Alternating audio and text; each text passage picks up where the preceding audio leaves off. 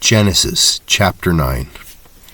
And God blessed Noah and his sons, and said to them, Be fruitful and multiply, and fill the earth.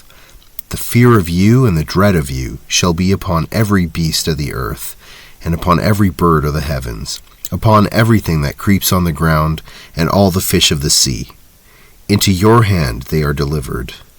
Every moving thing that lives shall be food for you, and as I gave you the green plants, I give you everything. But you shall not eat flesh with its life, that is, its blood. And for your lifeblood I will require a reckoning. From every beast I will require it, and from man. From his fellow man I will require a reckoning for the life of man. Whoever sheds the blood of man, by man shall his blood be shed. For God made man in his own image. And you, be fruitful and multiply. Increase greatly on the earth, and multiply in it. Then God said to Noah and to his sons with him, Behold, I establish my covenant with you, and your offspring after you, and with every living creature that is with you, the birds, the livestock, and every beast of the earth with you, as many as come out of the ark.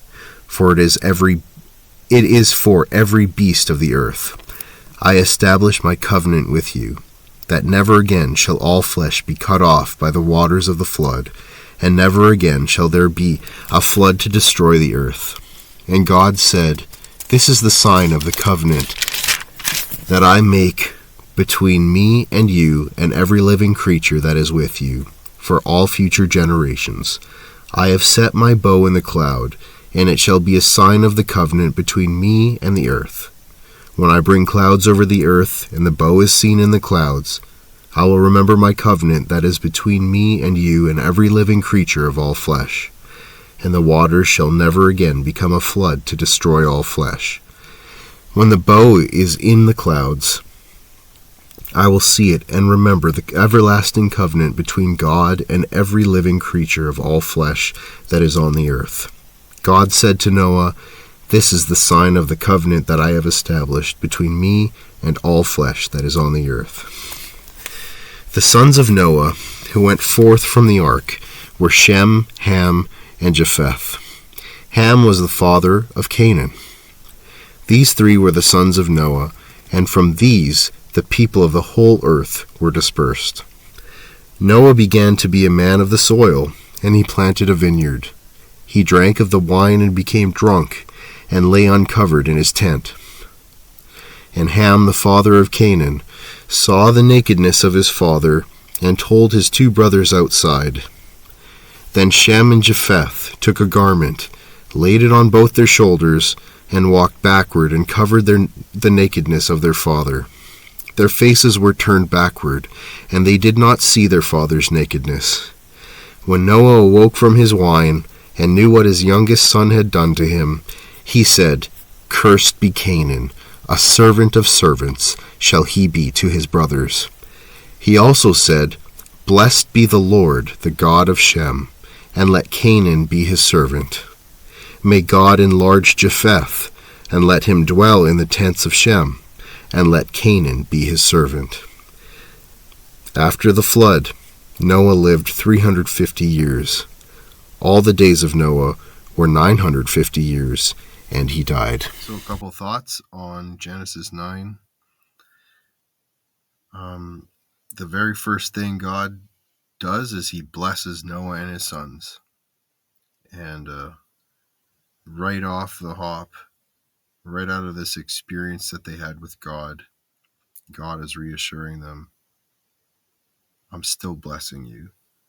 He says, Be fruitful and multiply and fill the earth, and reminds them things won't be the way that they have been on the ark or before the ark when God caused all the animals to come to Noah. The animals had zero fear of man. And now it says, The fear of you and the dread of you shall be upon every beast of the earth, and upon every bird of the heavens, upon everything that creeps on the ground, and all the fish of the sea. Into your hand they are delivered. So once again, man is to subdue the earth.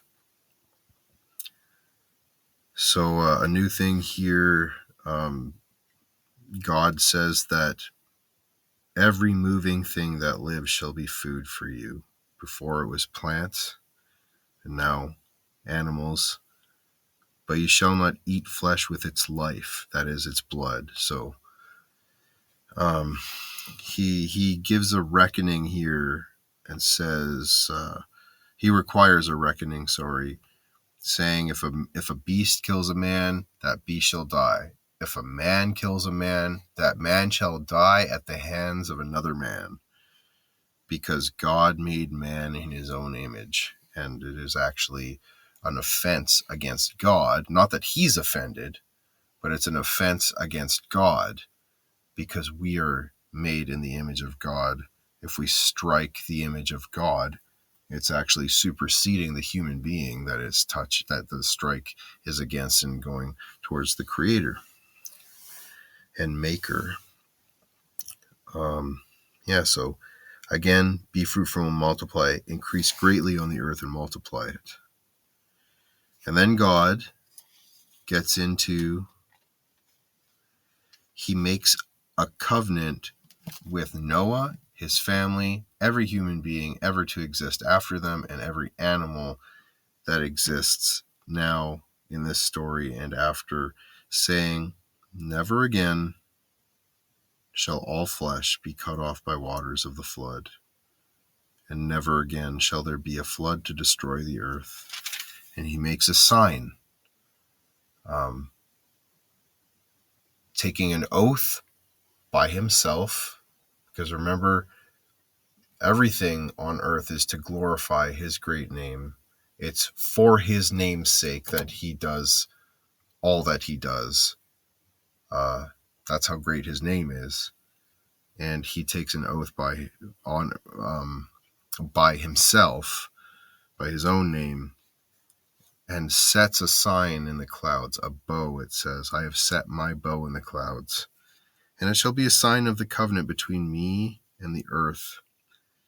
And when, at this point, I guess the rainbow has not existed, because there was no rain before the flood. It was just, everything would be watered by geysers in the ground, by waters in the ground, waters of the earth, it says. And so the heavens opened, the floods came, and now there is a bow. This is the sign of the covenant that I have, Yahweh, God, has established between me and all flesh that is on the earth. It's the rainbow. And what a beautiful symbol it is of God's promise that he loves people. And so then we see this story of Noah, who becomes a man of the soil and plants a vineyard. We don't know if he knows the effects of wine or not, but it says he drank of the wine and became drunk. And Ham, who is the father of Canaan, who is the head of the tribe of the land that is called the Promised Land for Israel, Ham is the descendant or the father of Canaan, sees the nakedness of his father and doesn't do what the culture requires of respecting and honoring his dad by covering him up, but instead goes and tells his two brothers. And Shem and Japheth do what is honorable towards their dad. They don't see his nakedness. They cover him up. And then Noah wakes up and finds out what his youngest son had done, and curses Canaan, I believe, because Noah is a righteous man. That's kind of like what's in the New Testament. God's heart is in him, and when he speaks, he's actually speaking as a prophet. Cursed be Canaan, a servant of servants shall he be to his brothers. But Shem and Japheth are the ones who are blessed. Shem being, and Japheth is actually the second born, or the third born, and looking through the lineage of Shem and Japheth, Shem seems to be the father of the Semitic people, so the Jews and the Israelites, going even further which is the Assyrians, Arameans, and Japheth is associated with people of Indo-European regions, so including Greeks and other people. So kind of an interesting lineage there. All of them share in the exact same spiritual revelation and blessing, which is Jesus Christ. So that's pretty cool. And then it says all the days of Noah were 950 years and he died. So those are my thoughts. And up next is Genesis chapter 10.